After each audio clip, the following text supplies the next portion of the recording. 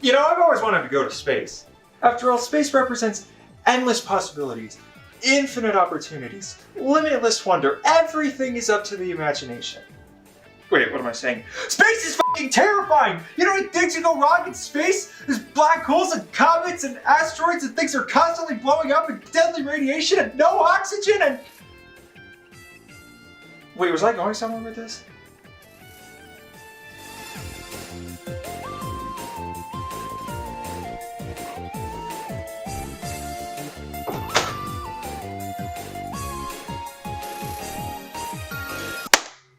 It's back! So, you want a sequel to Celeste, huh? No. January 25th was recognized as a national holiday in 2018, cited as being the peak of humanity with the release of Celeste. So obviously there would be nothing that could ever top that, right? What do you think I'm doing here? September 9th, 2019, the day Merriam-Webster had to re-examine the definition of perfection. Again. Celeste Farewell was positioned as free DLC for the main game of Celeste, but don't lie, it was just an update. DLC means I gotta haul my ass back to the Nintendo eShop, slowly and awkwardly type Celeste in the search bar, and then accidentally buy every Mii costume for Super Smash Bros. Ultimate. Farewell just sort of came out, you got it if you liked it or not. This is to say nothing about its actual quality, of course. I'm just saying. Like that's saying you're gonna make pancakes, but instead of making pancakes, you make waffles. Like it's almost the same thing, but not really. Farewell's development actually shares some parallels with the base games. Mainly that the final product ended up being way bigger and way more ambitious than what it was supposed to be. It originally started as a super tough string of screens that combined gimmicks from the main game's levels in new and interesting ways. Fast forward to Farewell's release, and it's a super tough string of screens that combines gimmicks from the main game's levels in new and interesting ways. In space. Alright, I'm oversimplifying things. In reality, while yeah, Farewell uses elements from the base game's level sometimes, it's got a lot of its own ideas. It's a lot longer than it was supposed to be, it introduces a bunch of new level gimmicks, it's got a new story, it's even got a new soundtrack. But you're probably asking, what about that new story? Well, let's take a look. After beating Chapter 8, the core, you have the option to start Chapter 9. Funny how that works. Similarly to Core, the plot of this level is actually pretty detached from the main story of Celeste. And actually, it splits up nicely into easily distinguishable sections, which I have patented. Introducing my 5 Steps of Grief. We open on Madeline back at the top of the mountain. Here we also see Granny waiting for her and... Oh. I think anyone's first instinct upon seeing this is to turn around and see if you can undo it. You can't, by the way. Suddenly, the same bird that was everywhere on the mountain before swoops in. Madeline, high on denial and assuming that somehow catching the bird will bring Granny back, follows it into space. Did I read that right? Madeline is actually the voice of reason for once and tells Madeline that it's time to accept Granny's death and move on.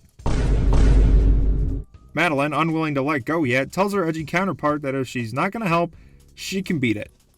Wait, she's actually leaving. No, come back! Well, I guess there's nothing left to do other than push on.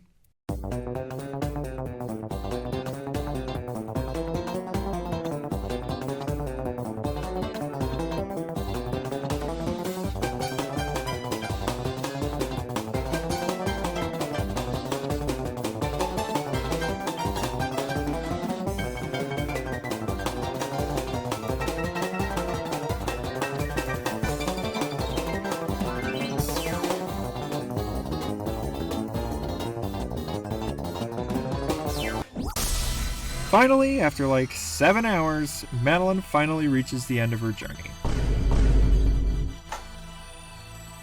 Wait, aren't there supposed to be 5 steps?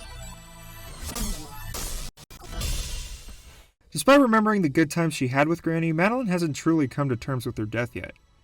And so she forces herself to keep going. At this point, reality starts to crumple around her and is that a fucking black hole?! I called it! Okay, I honestly have no idea what's happening anymore. Madeline stumbles into a cafe and...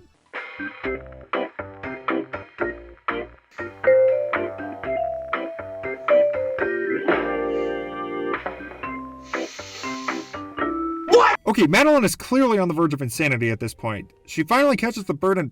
Wait, what? She catches the bird? Yes! And it escapes. Damn it! I don't have anything to push on my desk!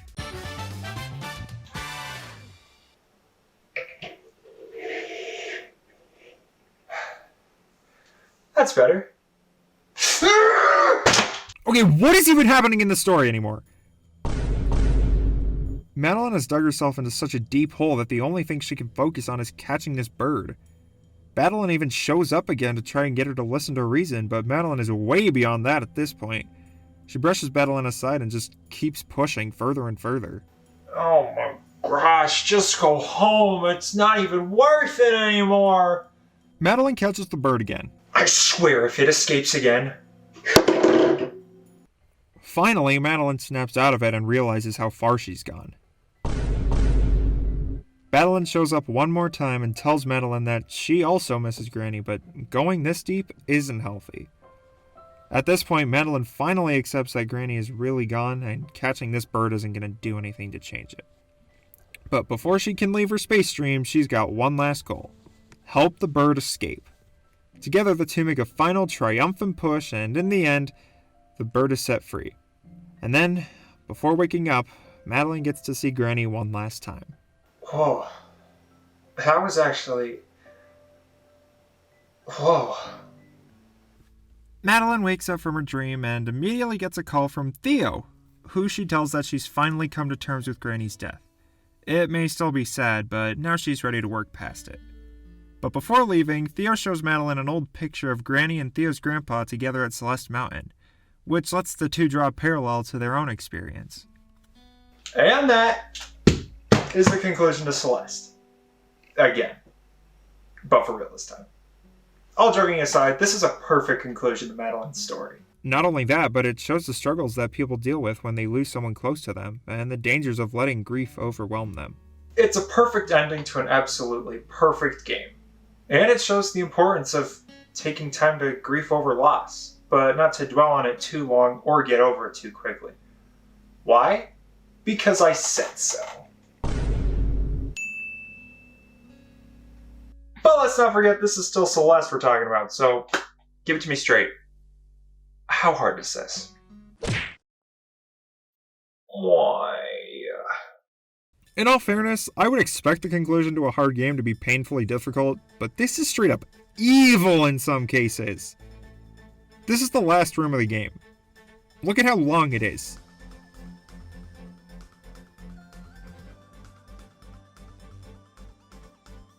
Two minutes. 2 minutes for one room.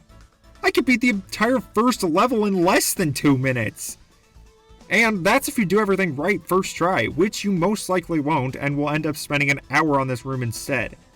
On one singular room. I mean, don't get me wrong, it's still loads of fun, but it will definitely make you realize that you might qualify for an example of the definition of insanity. The new level gimmicks introduced here are super cool, though. First of all, since Madeline isn't present for most of the story, Madeline is back to one mid-air dash again. But to make up for it, there are these nude crystals that give you 2 dashes, but you'll lose your second one after using both. There's also jellyfish parachutes and exploding pufferfish. With the jellyfish, you can throw them and then dash up and grab them again, and you'll get a boost of momentum to keep yourself in the air. And with the pufferfish, you can jump off the top of them, and then if you get too close to them, they'll explode and send you flying. And not to mention that a lot of gimmicks from the older levels come back. All of these combine to lead to some of the craziest and most obnoxiously difficult movement in the game. I love it. Oh yeah, and then there's this part. Once you reject the crystal heart, the game halts you from progressing until you collect all other hearts in the game. And then it throws one final wrench into the mix. Wave dashing is a trick that really only was used by speedrunners before this point, and is a way to build up a bunch of speed and launch yourself a crazy amount of distance. Doing it for the first time, though, it can be a little confusing to understand, which is why they give you this PowerPoint and these tutorial areas for you to really nail it. All of these new introductions feel like a perfect continuation from the base game. I mean, it's still tough, like super tough, but getting through it is definitely worth it. So the gameplay's still super fun, and the story's a perfect conclusion to Celeste as a whole.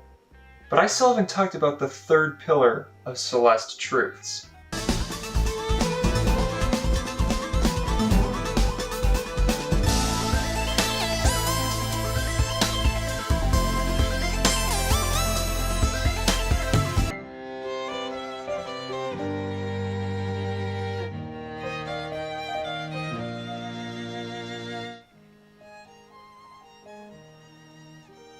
Farewell has its own soundtrack and, surprise surprise, it's all just as good, if not better, than the base game's music.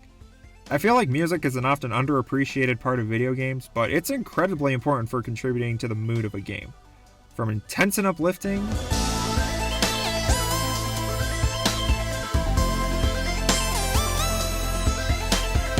to quiet and bleak,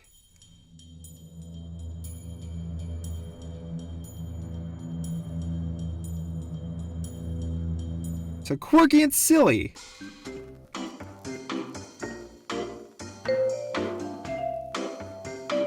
If you just take a moment to appreciate the music of games you play, chances are you'll come to respect the music of video games a lot more. And so concludes The Legend of Celeste.